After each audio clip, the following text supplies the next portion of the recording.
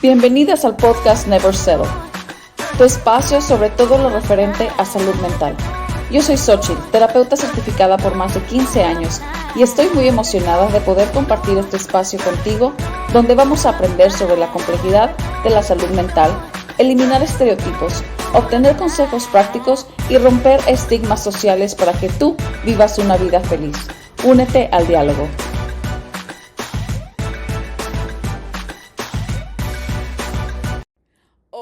Hola y bienvenidos a este episodio del podcast Never Settle.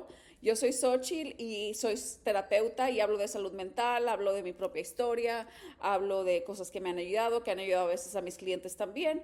Y en este episodio va a ser muy especial porque voy a compartir mucho de mí.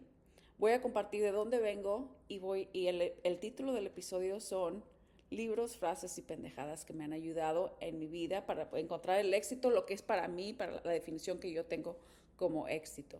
Así es de que vamos a entrar a este episodio con buenas ganas y aquí es un espacio donde no estamos juzgando, no estoy mi experiencia es mi experiencia. Si te resuena a ti, si es algo que es parecido a ti y digo un comentario que a lo mejor no te pareció, que a lo mejor te insultó o algo así, no es mi propósito, simplemente esa es mi experiencia y eso es lo que yo viví y así es como lo veo o lo tuve que ver para poder sobrevivir y poder salir adelante.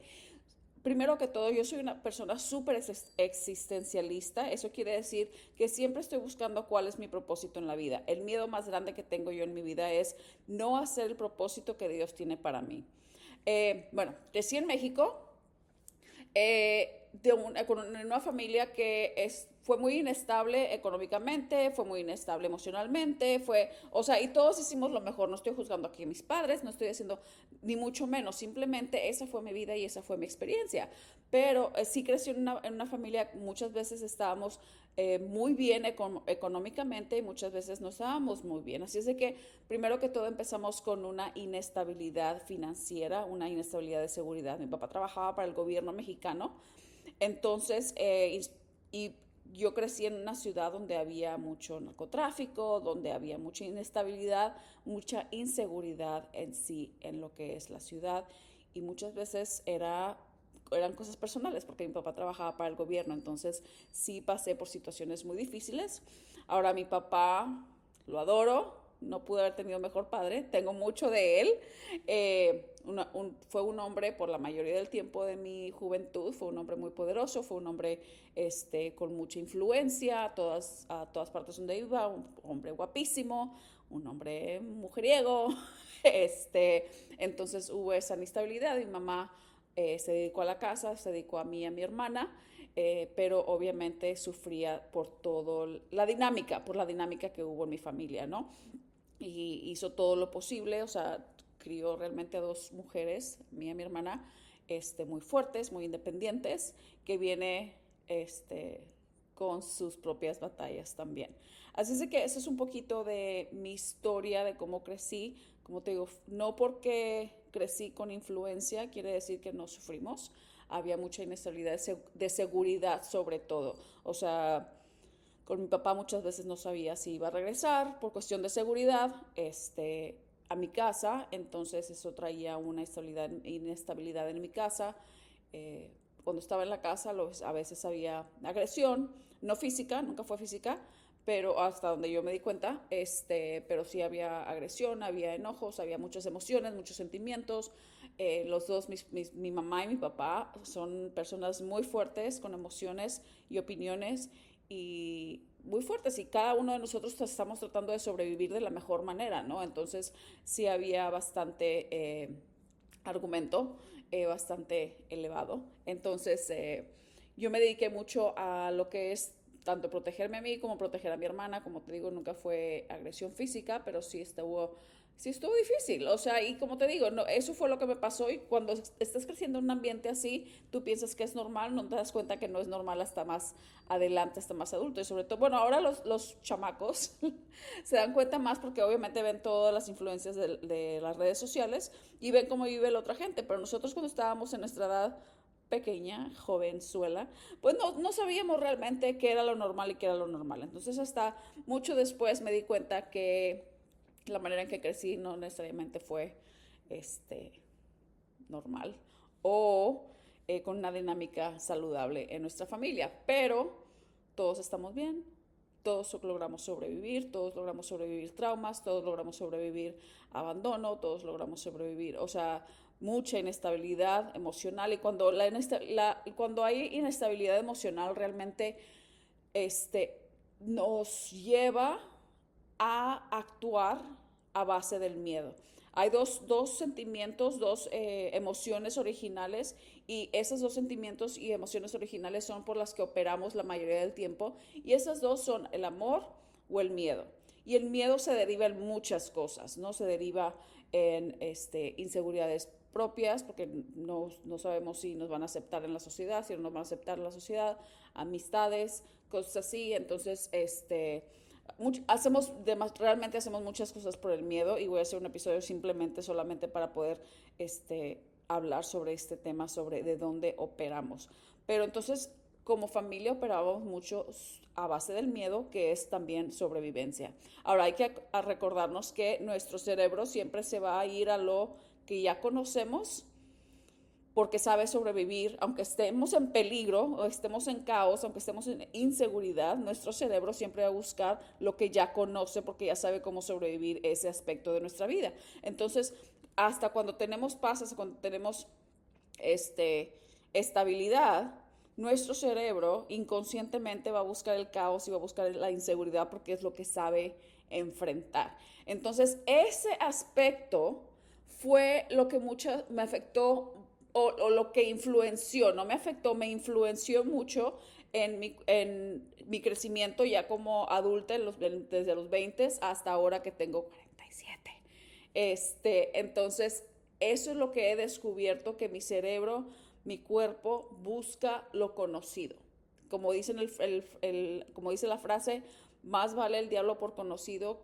No, ¿cómo va la frase? Ustedes se la saben, pero eso es cierto, porque nuestro cerebro siempre lo que quiere buscar es algo que ya sabe manejar. Entonces sabe manejar el caos y la inestabilidad y la inseguridad, eso es lo que siempre va a buscar. Entonces, romper ese ciclo para mí y para mi familia también, obviamente para mis hijas, porque todo se va influenciando hacia donde, con las personas con las que yo me relaciono y obviamente con las personas que yo estoy criando también. Entonces, romper ese ciclo de inestabilidad, de caos, de inseguridad, eso es lo que me ha costado y de eso se trata este episodio el día de hoy. Desde los 20 años, mi sueño siempre fue, entonces, bueno, yo crecí en México y a los 20 años, por cuestión familiar, por cuestión de necesidad, porque no tuve ninguna otra opción, nos vinimos a vivir a Estados Unidos. Yo había nacido ya en Estados Unidos por accidente, después le cuento esa historia, pero yo había nacido en Estados Unidos, entonces cuando me vine a Estados Unidos, no sabía nada de inglés, porque toda mi escuela había sido en la Ciudad de México. De hecho, yo empecé mi carrera de abogada en el TEC de Monterrey. Entonces estuve ahí por un año. A los 20 años me tengo que venir a Estados Unidos por cuestión de seguridad personal y de mi familia. Y llego a Estados Unidos y no sé nada de inglés. Ahora, yo no tenía ninguna otra opción. O sea, yo soy una persona que siempre he sido muy ambiciosa. Para mí, no ir a la universidad no era una opción. Yo tenía que ir a la universidad y lo iba a hacer a como diera lugar. Y en ese, muy jovencita, a los 20 años, obviamente no sabía ni lo que estaba haciendo, pero yo sabía hacia dónde quería llegar y sabía qué es lo que no quería hacer. Y yo no quería estar en un país donde no hablaba el idioma, donde no estaba estudiada, porque yo tenía la ambición de ser abogada para después ser agente de una agencia como el FBI o el CIA.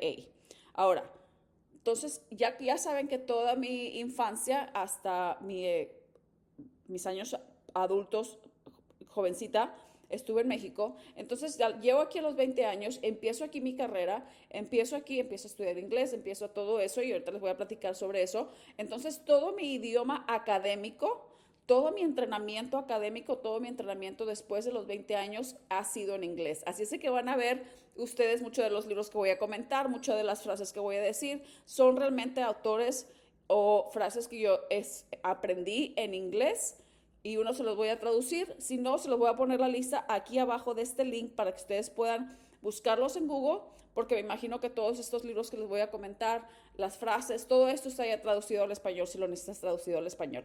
Pero entonces yo me vengo a Estados Unidos a los 20 años, aplico a la universidad como soy ciudadana americana, nunca me preguntaron si yo sabía inglés o no. Empiezo la universidad, empiezo a aplicar, empiezo no sé qué.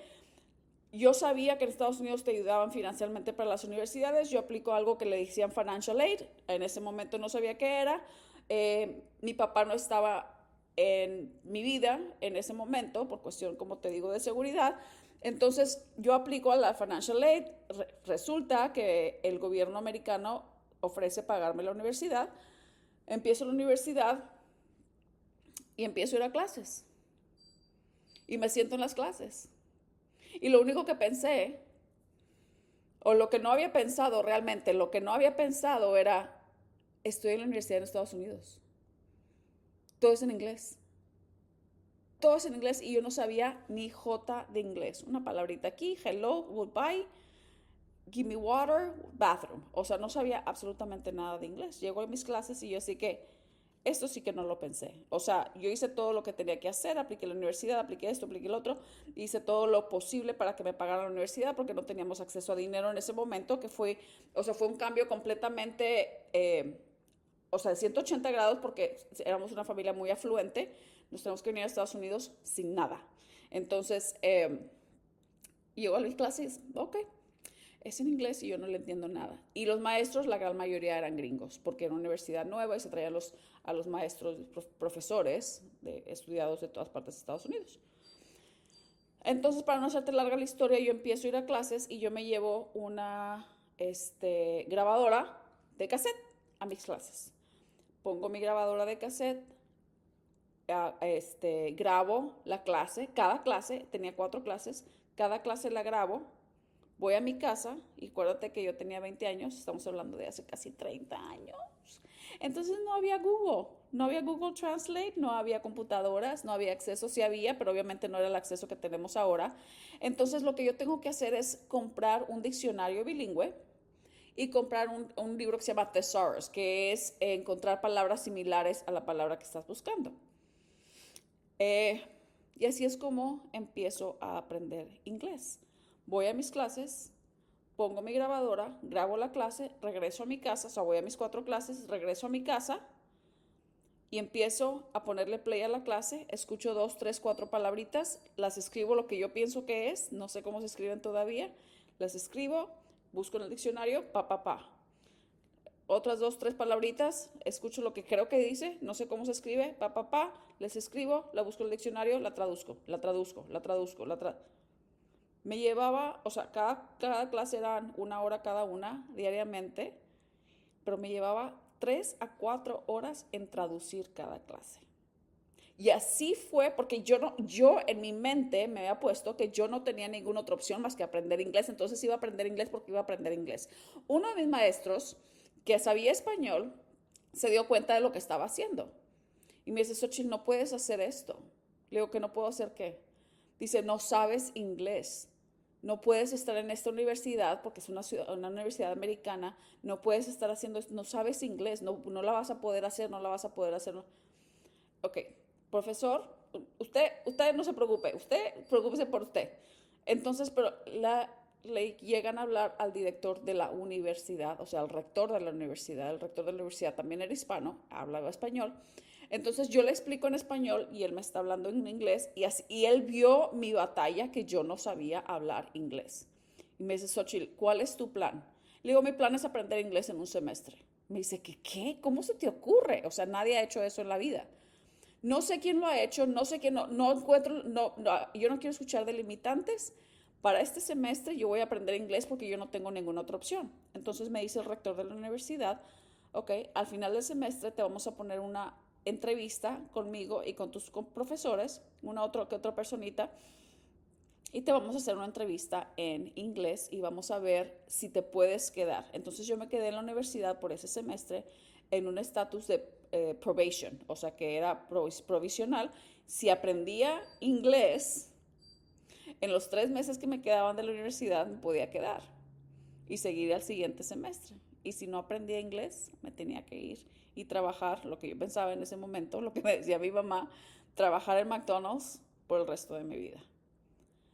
Sigo con mi grabadora, mi diccionario, mi grabadora, mi diccionario, traduciendo, traduciendo, traduciendo, traduciendo. Consigo trabajo en la universidad de traductora para el periódico de la universidad. Entonces ahora estoy traduciendo de inglés a español y de español a inglés, porque el periódico soy de una ciudad que es frontera, entonces el periódico estaba en los dos idiomas.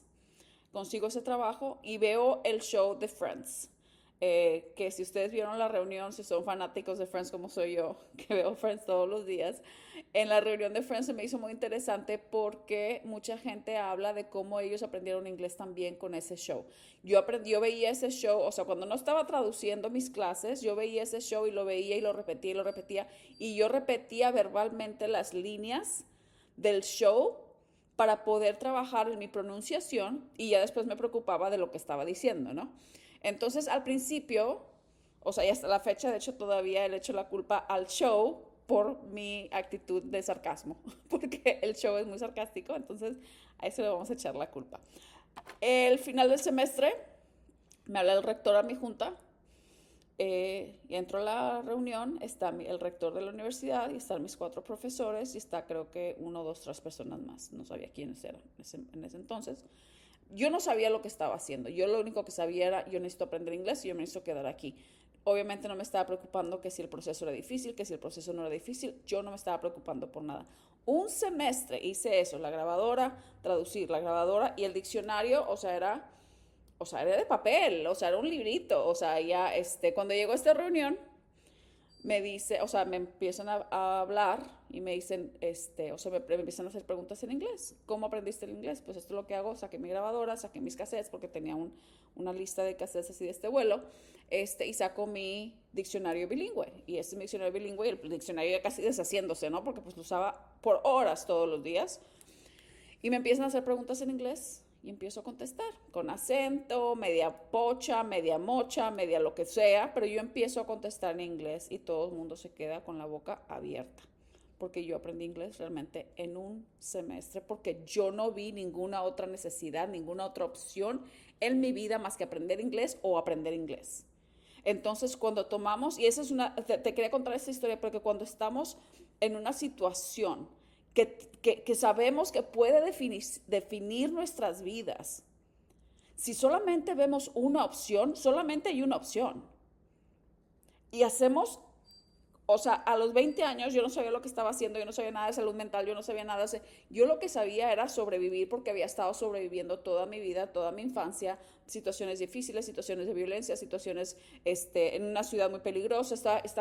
Tenía el aparato de sobrevivir toda la vida como muchos de nosotros lo tenemos, por relaciones que tuvimos, por la relación con nuestros padres, por la relación que tenemos con otras personas, por situaciones económicas también. O sea, mi sobrevivencia no fue necesariamente económica, pero fue más emocional y fue más de seguridad. Pero muchas personas crecemos también con esa necesidad económica que no sabemos qué es lo que vamos a comer al siguiente día. Pero cuando no tenemos ninguna otra opción, le damos el todo por todo. Entonces eso fue lo que pasó conmigo. En un semestre aprendí inglés con un diccionario bilingüe y con el show Friends, y yo no tuve ninguna otra opción más que hacerlo de esa manera. Todo el mundo se quedó con la boca abierta. Ok, Xochitl, te puedes quedar. Y aquí estoy 27 años después, porque tengo 47, todavía en Estados Unidos, ya con una maestría. Eh, Estudié mi carrera en finanzas, de hecho, porque finanzas eran números y los números yo los entendía perfectamente bien, porque los números son, o sea, no era inglés, pues, o sea, yo quería ir a la escuela de leyes y aquí la escuela funciona un poquito diferente. Entonces acabé mi licenciatura en finanzas con números y luego después empiezo a aplicar a la escuela de leyes. Nunca pude entrar porque mi tirada era ser agente del FBI y ser agente del CIA. Diosito no lo tenía en los libros. Entonces empiezo realmente a buscar, o sea, era algo que estaba completamente fuera de mi control. Aprender inglés fue algo súper difícil que hice, aparentemente, pero estaba completamente bajo mi control. El entrar a una universidad no estaba bajo mi control y yo me volví loca. O sea, no loca, loca, pero me afectó bastante porque decía, ¿qué estoy haciendo mal? ¿Qué puedo hacer? Entonces, entre cosa y cosa empiezo, empiezo a ir a la iglesia también, que fue uno de los momentos bastante, que definieron mucho mi vida. Empiezo a ir a la iglesia, empiezo a leer qué es lo que puedo yo hacer para como quiera sentirme a gusto, sentirme feliz con la persona que yo soy, porque hasta ese momento yo sentía que la carrera era lo que me iba a definir. O sea, eso es lo que iba a hacer y lo que hago es lo que me define porque eso fue lo que yo vi con mi papá. Y un gran ejemplo, yo admiro y admiraba completamente a mi papá porque tenía un gran poder, tenía una gran presencia, su trabajo era reconocido a nivel nacional, o sea, entonces yo veía a ese hombre, o sea, ambicioso y ese hombre, poderoso y todo, entonces yo decía, yo quiero ser como mi papá y realmente, y tengo mucha personalidad de él porque sí soy una mujer muy ambiciosa, pero entonces yo quería, y cuando yo veo y siento que no puedo llegar a eso porque no puedo entrar, entonces mi vida se redefinió otra vez y tuve que buscar cómo encuentro valor en lo que soy, no en lo que hago. Y empiezan a cambiar las cosas. Empiezo a buscar y empiezo a buscar y se ha vuelto realmente mi propósito ahora el buscar cómo ser feliz, cómo valorarme yo a mí misma, cómo formar y cómo hacer mi propósito sin tener que ser definida por mi carrera. Entonces, he hecho muchas cosas. Fui maestra, fui educadora. Dentro de la educación encontré el amor por tratar de entender más a la gente en situaciones, eh, familias. Entonces empiezo con mi carrera de psicología, hago mi maestría en consejería para ser terapeuta, ahora soy terapeuta. En ese camino yo toda mi vida me han dicho que yo no iba a poder tener hijas. En este caminar tengo dos hijas, dos chiquitas, ahora ya están grandotas, y mi vida nunca ha sido la misma desde ese momento.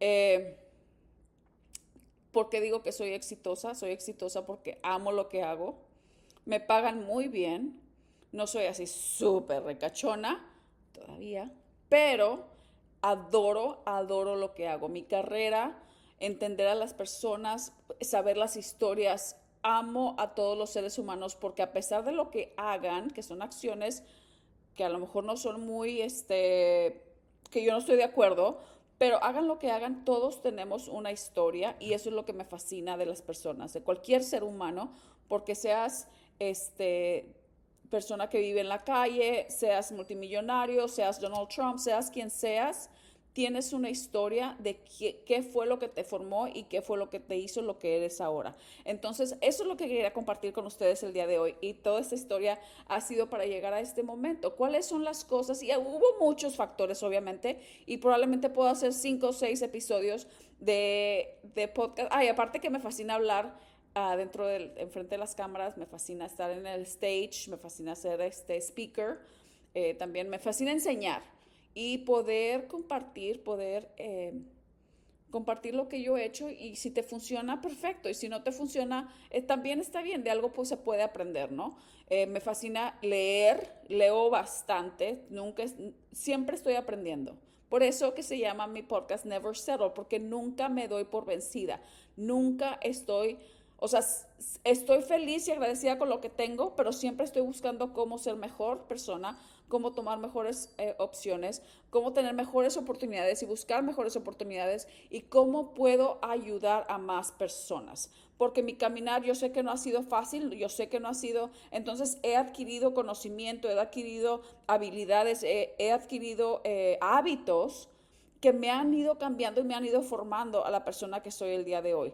Porque si tú ves las estadísticas psicológicas, porque yo las he visto, una persona con mi pasado debería ser alcohólica o debería estar en un hospital psiquiátrico o debería estar en un lugar que no estoy yo ahorita y eso fue por mi hambre de seguir peleando. Y si tú quieres seguir peleando y tú quieres mejorar y tú sabes, porque yo siempre lo he sabido que yo fui hecha para hacer algo, para dar un mensaje de amor, de compasión, porque todos tenemos una historia, porque todos estamos quebrantados de cierta manera. Hasta mis hijas también, siempre les he dicho, vayan ahorrando para su terapeuta, porque yo sé que hay cosas que van a tener que trabajar, aunque les dimos una casa muy estable, aunque les dimos muchas cosas, van a haber cosas que tenemos que desempacar, y sobre todo personas que crecieron como yo, o sea, que crecieron en una inestabilidad, que crecieron en una inseguridad, que crecieron con una ausencia emocional.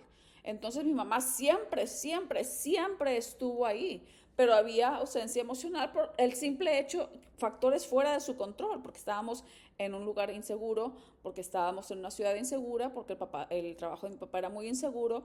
Entonces, obviamente, todos esos factores, como te digo, ahora los entiendo. Me pudieron causar un trauma, me causaron trauma, obviamente, pero ahora, ¿cómo uso ese trauma para que me empuje a hacer lo que yo sé que puedo hacer? Y ese es lo que me apasiona más en el mundo.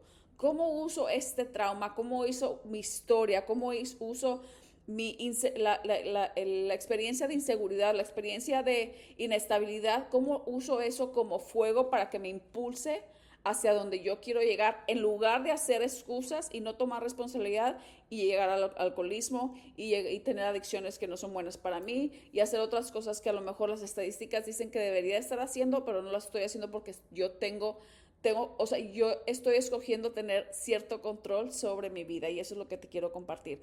Ha sido una batalla muy fuerte. Ha habido episodios en mi vida que sí he sido alcohólica.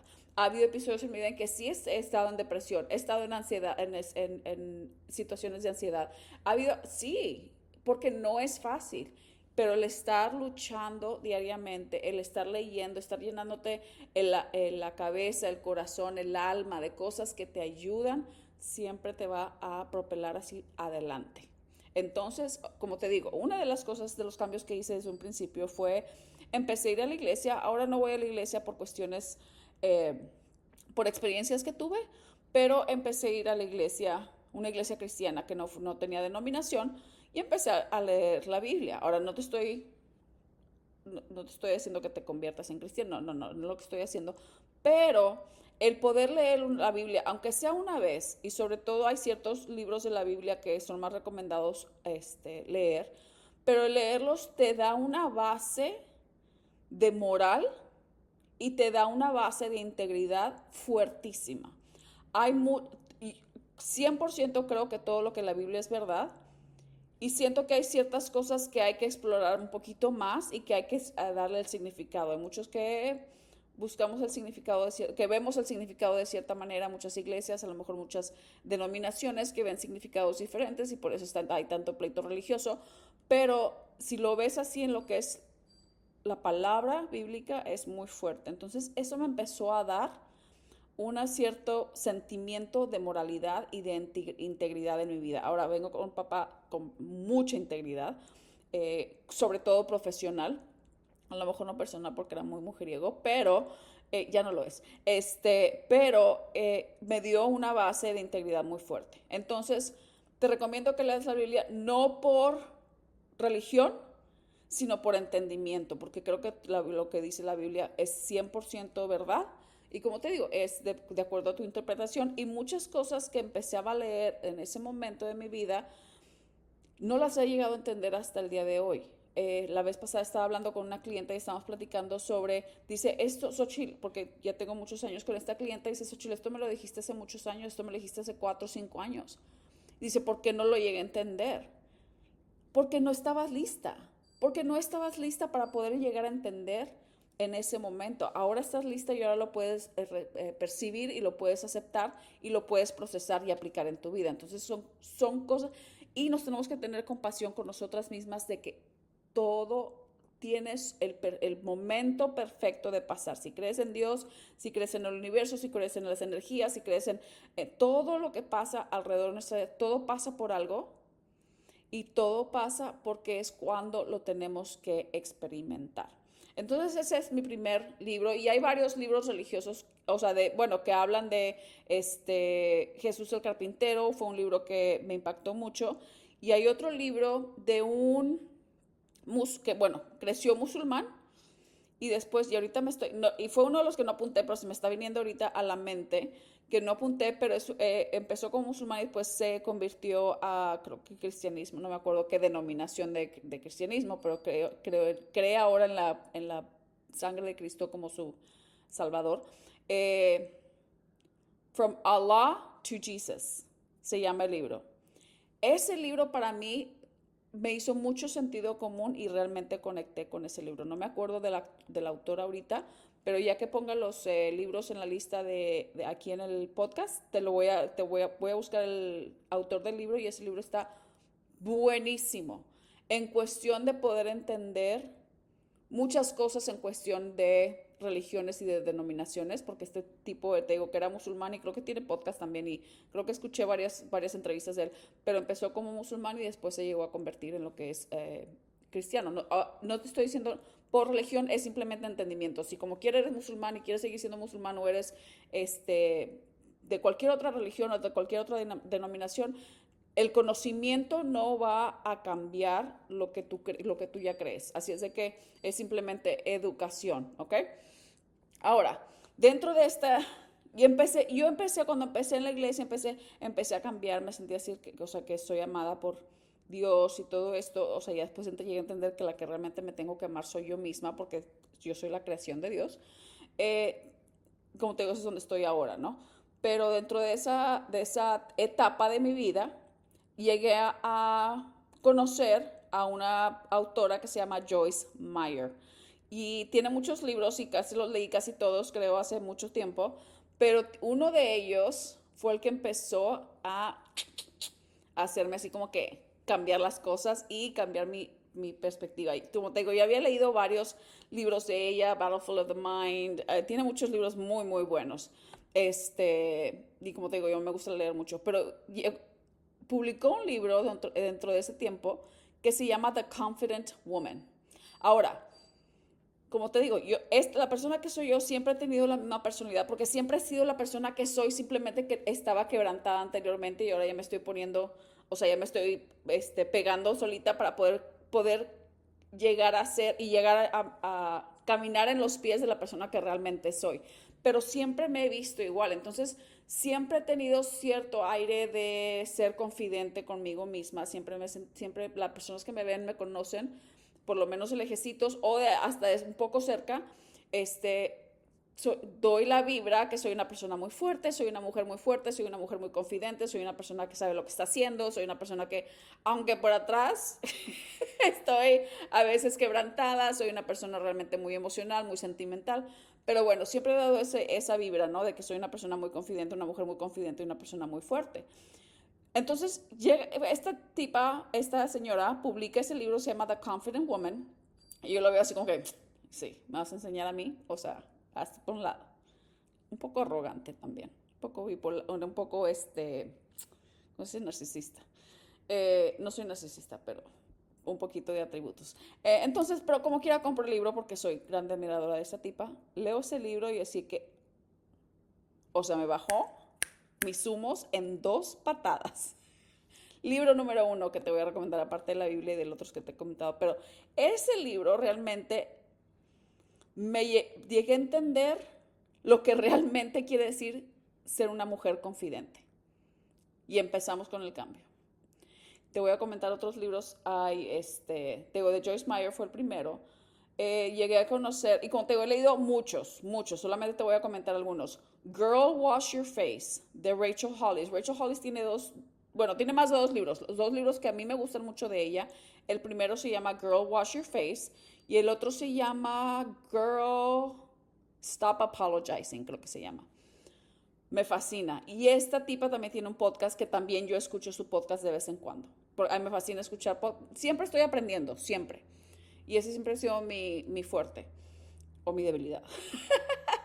Pero Girl Wash Your Face de Rachel Hollis y Girl Stop Apologizing también me fascinaron y me empezaron a cambiar. Empecé en este círculo o en este search, o sea, en la búsqueda de quién realmente soy y qué es lo que puedo y cómo voy a llegar a ser la mujer que yo sé que soy, porque me faltaban las herramientas para hacerlo. Brené Brown. Si no sabes quién es Brené Brown, Búscala en YouTube. Creo que tiene un show o dos en Netflix.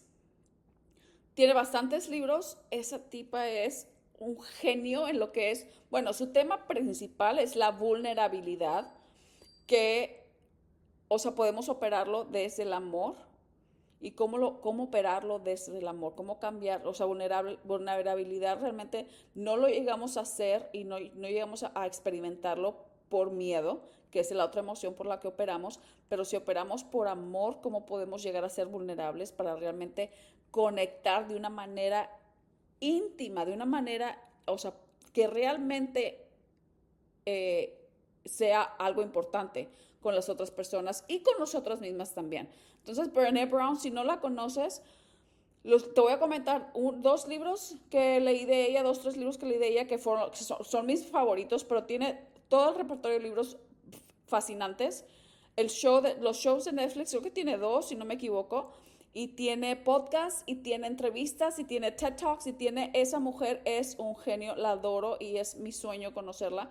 Pero uno de los libros que más me impactó a mí se llama Rising Strong.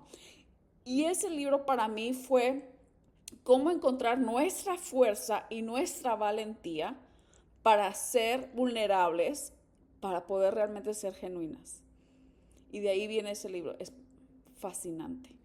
Dare to Lead es un libro más pequeño, muy bueno también. Y también, tengo mi lista aquí para no equivocarme. Y también, ¿qué dice? Daring Greatly. O sea, cómo ser valiente, ¿no? Entonces, los libros de Brené Brown son buenísimos, te los recomiendo. Y como te digo, es ese hambre de cambiar. Lo que pasa es que a mí me gusta mucho leer y me gusta mucho escuchar podcasts y me gusta mucho todo ese tipo de conocimiento, porque yo sé muy adentro que hay algo que necesito, que quiero mejorar. No quiero ser de las personas y no soy de las personas que me siento a quejarme de todo el mundo, que me siento a quejarme del mundo, que me siento a quejarme de mis circunstancias, de mi historia, de mi mamá o de mi papá, o es que por la culpa de esto. No, yo no soy persona de buscar culpa, yo soy persona de buscar sanación. Soy persona de buscar fuerza, soy persona de buscar la valentía, soy persona de buscar cuál es la mejor opción para mí. Clave. Si te sientas a chismear con las amigas, excelente. Si te sientas a quejarte de la situación en la que estás y no quieres hacer nada para mejorarlo, ahí está el problema. Entonces, por eso a mí me fascina y hasta la fecha todas las mañanas escucho podcasts, ya sea uno o el otro, o sea, dependiendo en qué humor estoy, a veces escucho noticias, poquitas. Realmente escucho 10 minutos de noticias todos los días y es todo lo que quiero escuchar porque no me gusta estar metida con las cosas del mundo porque con mi mundo tengo. Pero después escucho un podcast todos los días, ya sea, ahí tengo una lista también. Otro libro que, wow, me abrió, o sea, estos fueron, o sea, escaloncitos, ¿no? Y no sé si la orden es importante, pero no, realmente no es importante la orden, es importante la orden para tú caminar. O sea, a lo mejor un libro te va a impactar más que el otro a ti, a lo mejor no tienen que ser estos libros, búscalo en Amazon y abajo te van a recomendar otros libros y a lo mejor otro libro que se te acomoda más. Hay muchos que son, Introvert también es un libro muy, muy, muy bueno, que te hace entender más si eres, sobre todo si eres introvertido o introvertida como yo, pero que me he forzado a ser extrovertida para poder alcanzar, para poder llegar a ser vulnerable, para poder llegar a conectar con más personas. Untamed, este libro que estoy diciendo, que boom. O sea, como que cerró con broche de oro de Glennon Doyle. No sé cuántos libros tiene esta mujer. Este libro, y es bastante largo, este libro, buenísimo. Su historia es impactante, te lo juro que no lo podía dejar de escuchar porque tengo el app de Audible de Amazon y ahí es donde yo escucho libros. Me gusta mucho escuchar libros. Cuando me siento a leer un libro ahorita, probablemente me quedo dormida, ya la edad.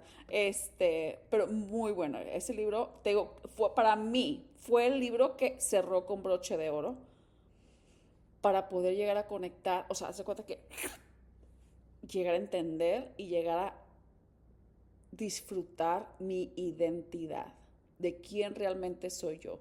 Toda la vida me han dicho que soy demasiado emocional, que tomo bastante espacio, que soy muy mandona, que soy muy esto, que soy muy lo otro y tengo, o sea, un montón de palabras que son negativas, pero con este libro y con muchos de los otros libros llegué a entender que esas palabras negativas las podemos convertir en positivas. O sea, me han dicho que toda la vida que o sea, que soy una persona muy ruidosa.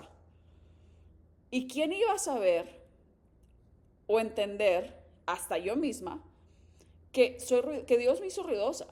Porque ahora mi propósito es estar enfrente de un stage y ser speaker y poder tratar de comunicar mi mensaje para que otras personas, mi mensaje de conexión emocional y de compasión y de amor, para que otras personas lleguen a entender su propia historia.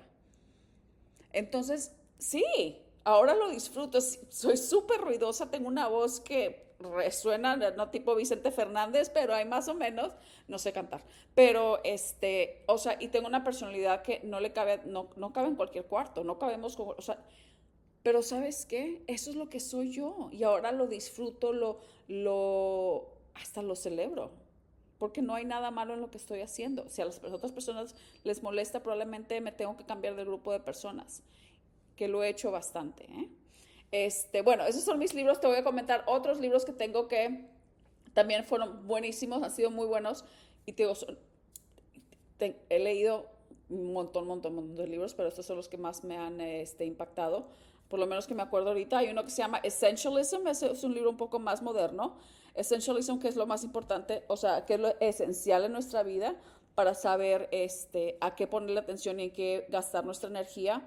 Atomic Habits, cómo tus hábitos diarios pueden cambiar tu vida. Buenísimo.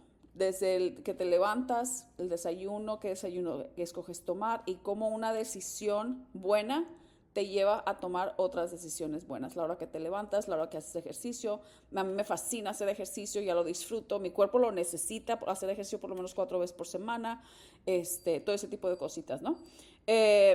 Man's Search for Meaning, de Viktor Franklin. Es una historia de este tipo que sobrevive la guerra mundial, la Segunda Guerra Mundial, y es muy existencialista, muy bueno en encontrar tu propósito y en encontrar lo bueno dentro de una situación que no es ideal. The Alchemist de Paulo Coelho, si no lo has leído, también súper recomendado. Esos son mis libros que te estoy recomendando por ahorita. Como te digo, tengo otros cientos de libros más que he leído que me han ayudado, pero esos son los que para mí son esenciales. Podcast he comentado el de Rachel Hollis, también Joyce Meyer tiene su podcast, que ya tengo mucho que no lo escucho. Escucho Tony Robbins, escucho a Emily Ford, el podcast de ella se llama Fortitude. Tengo una lista de podcasts que escucho también. How to Manifest, or To Be Magnetic se llama. Hay varios que me gustan. Frases.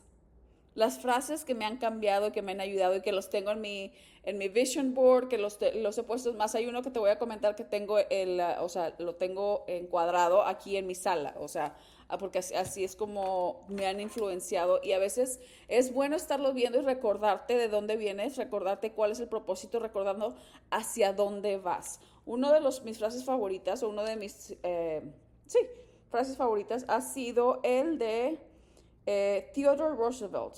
El fragmento que escribió en inglés se llama The Man in the Arena.